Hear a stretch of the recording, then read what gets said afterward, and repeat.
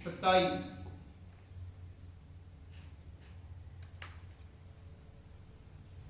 وعن عامر بن شعیب عن ابیہ عن جدہ رضی اللہ تعالی عنہ ان رسول اللہ صلی اللہ علیہ وسلم قال لا يحل لرجل ان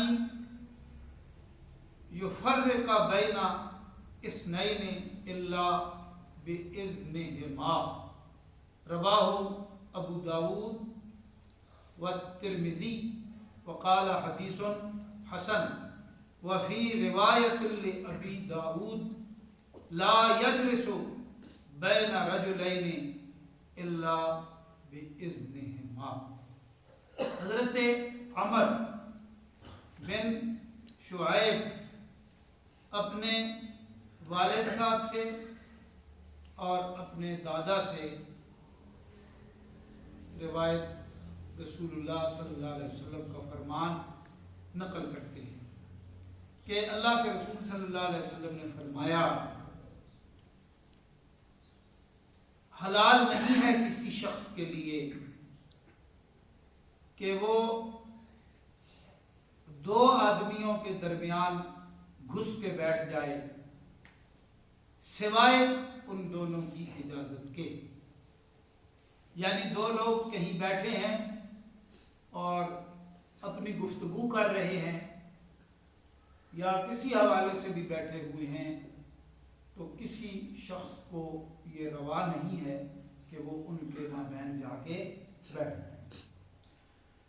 ابو داؤد شریف کی روایت میں یعنی دوسری روایت حدیث میں اس طرح الفاظ ہیں کہ نہ بیٹھے دو آدمیوں کے درمیان مگر ان دونوں کی اجازت کے ساتھ. ہاں اگر وہ اجازت دیتے ہیں ٹھیک ہے, وہ کہہ دیں آ جاؤ بیٹھ جاؤ. اب جو فقہاء اور محدثین کرام ہیں ان آداب کے ضمن میں انہوں نے دو باتیں بہت نکھار کے ارشاد فرمائی ہیں اور حدیث مبارکہ کے حوالے سے محدثین کرام ائمہ محدثین کی وضاحت سند ہوتی ہے. انہوں نے فرمایا کہ اگر یہ معلوم ہو کہ یہ دو لوگ جو آپس میں بیٹھے ہیں بات کر رہے ہیں یا الگ بیٹھے ہوئے ہیں تو ان کا آپس میں محبت کا تعلق ہے, یہ معلوم ہو تو پھر ان کی اجازت کے بغیر ان کے پاس بیٹھنا, ان کے مابین بیٹھنا یہ حرام ہے.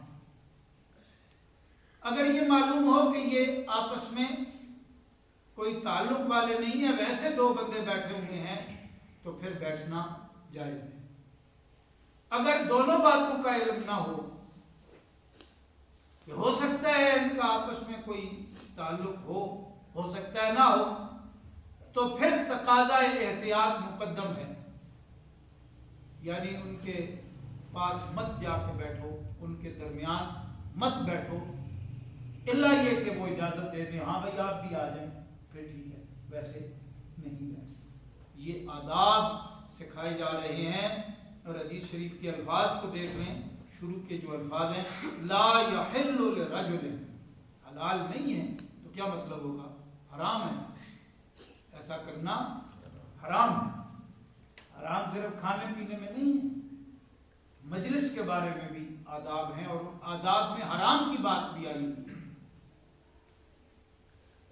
تو ہم نے یہ بات سمجھ لی نا اس حدیث پاک سے کہ اگر دو لوگ آپس میں بیٹھے ہوئے ہیں تو جو ان میں جا گھستا ہے وہ کیا کر رہا ہے؟ حرام کام کر رہا ہے. اللہ پاک مجھے آپ کو سارے عالم کے انسانوں کو قرآن و سنت کے انوارات نصیب فرمائے. جی انشاءاللہ تعالی